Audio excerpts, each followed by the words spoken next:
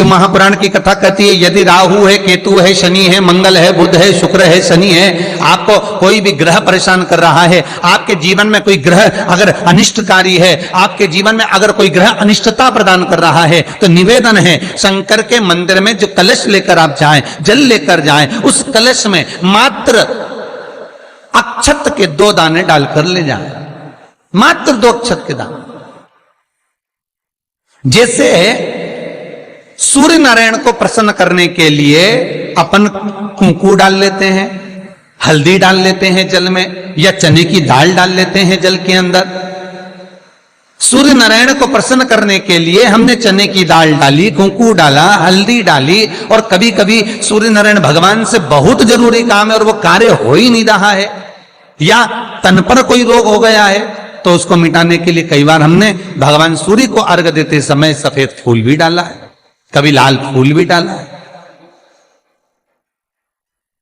उसी तरह भगवान शंकर से निवेदन करने के लिए, हमारी ग्रह दशा सुधारने के लिए जल के पात्र में 2 अक्षत के दाने, अक्षत भी पूर्ण अक्षत, पूर्ण अक्षत, खंडित नहीं, पूर्ण अक्षत भगवान शंकर को समर्पित कर।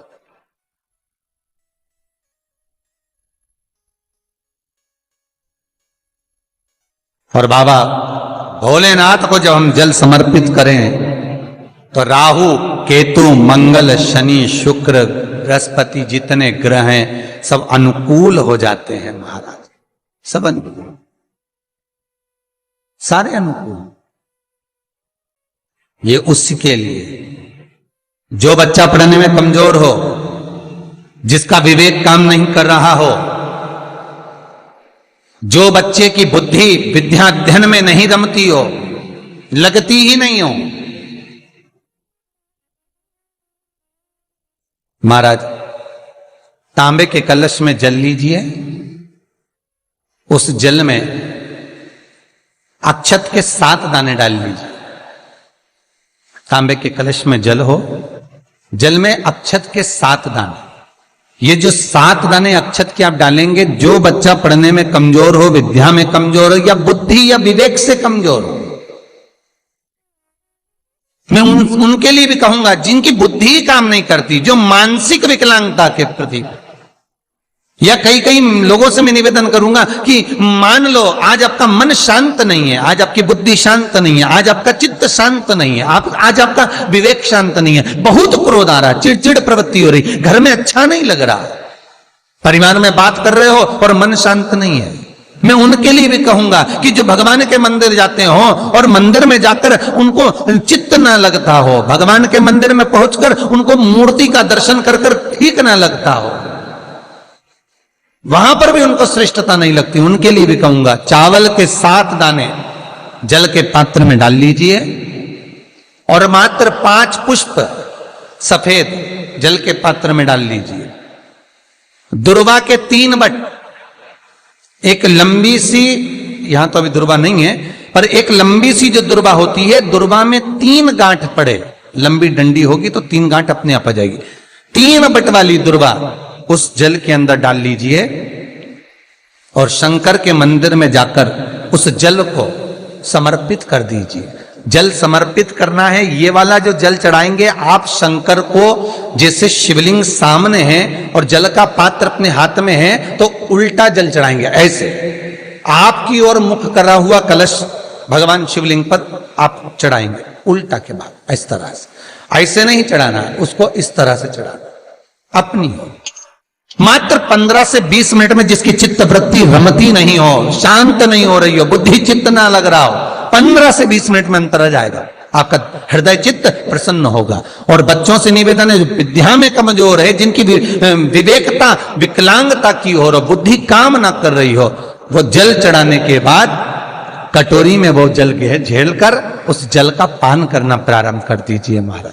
5 दिन 7 दिन पियो, आपको खुद आराम लगना प्रारंभ होगा। भगवान शंकर पर रक्त चंदन चढ़ता है, भगवान शंकर पर पीला चंदन चढ़ता है, पर भगवान शंकर पर कुंकू रोली नहीं चढ़ती। क्यों? क्योंकि भगवान शंकर के चरण में जब चोट लगी, कुंदुक का प्रहार करते समय कुंदुक चरणों में जाकर गिरा। माता ने वर मांगा भोलेनाथ से, बाबा आपके तन पर जो आज ये रक्त देखा है कभी ना देखूं। शंकर भगवान ने वर दिया, आज के बाद मुझे रक्त ना चढ़ेगा। इसीलिए कुंकू रोली शंकर भगवान का शिवलिंग जहां रखा रहता है, जो गोल भाग होता है, माता पार्वती जी का हस्तकमल चरण होते हैं, इस भाग पर आप कितनी भी रोली चढ़ाओ चल जाएगा, पर शिवलिंग पर कंकु रोली कुंकू नहीं चढ़ाना। आसपास चढ़ाइए, चंदन चढ़ाओ, अबीर चढ़ाओ, गुलाल चढ़ाओ, जो चढ़ाना है शिव को समर्पित करो। भगवान शिव कुंद के ईश्वर हो गए। शास्त्र कहता है जिसको रोग सताए तो एक कलश जल में थोड़ा सा शहद, उंगली में शहद लेकर ओम लिखकर कुंदकेश्वर भगवान का नाम लेकर किसी भी शंकर के मंदिर में जल समर्पित कर दे। थोड़ा सा जल किसी बेलपत्र के नीचे चढ़ा दे, उस जल को नैनों से लगाकर घर लेकर आए, थोड़ा सा घर में लाकर घर के दरवाजे पर उसको जल से बिंदी लगा दे या त्रिपुंड बना दे, उस घर से रोग बीमारी दूर हो जाती है। साहब कुंदकेश्वर का नाम लेकर। लोहे से ताकतवर, जम के बोलो, अग्नि, अग्नि से ताकतवर पानी, पानी से ताकतवर मनुष्य, और मनुष्य से ताकतवर बीमारी जो अच्छे अच्छे को निगल जाती है। कितने सूरमा, कितने सूरमा इस भूमि पर पैदा हो गए और मर मर के चले गए। कितने ही। मनुष्य से ज्यादा ताकतवर है बीमारी, और बीमारी से ज्यादा ताकतवर है मेरा महामृत्युंजय, मेरा देव आदिदेव महादेव, जो मृत्यु जय कहलाता है, जो मौत पर भी विजय प्राप्त कर लेता है और बीमारी को भी जीत लेता है। बीमारी वो महामृत्युंजय, वो महादेव। हम कई बार कहते हैं अगर कैंसर जैसा रोग भी हो गया, बहुत बड़ी बीमारी हो गई, आपको नहीं सज रहा और कैंसर जैसा रोग हो गया, कहीं आप जाएं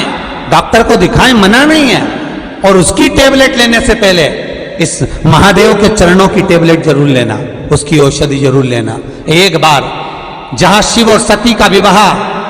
सतयुग में हुआ था, त्रिजुगी नारायण में, हम पार्वती के विवाह की बात नहीं कर रहे, हम सती के विवाह की बात कर रहे। जिस भूमि पर त्रिजुगी नारायण में शिव और सती का विवाह हुआ था, जहां दक्ष प्रजापति ने माता सती का मंगल पाणी ग्रहण संस्कार करवाया था, कन्यादान किया था, भगवान शंकर और सती के विवाह की अग्नि आज तक जल रही है त्रिजुगी नारायण में। केदारनाथ जी जाते हैं, उसके पहले गौरी कुंड आता है, गौरी कुंड से लेफ्ट में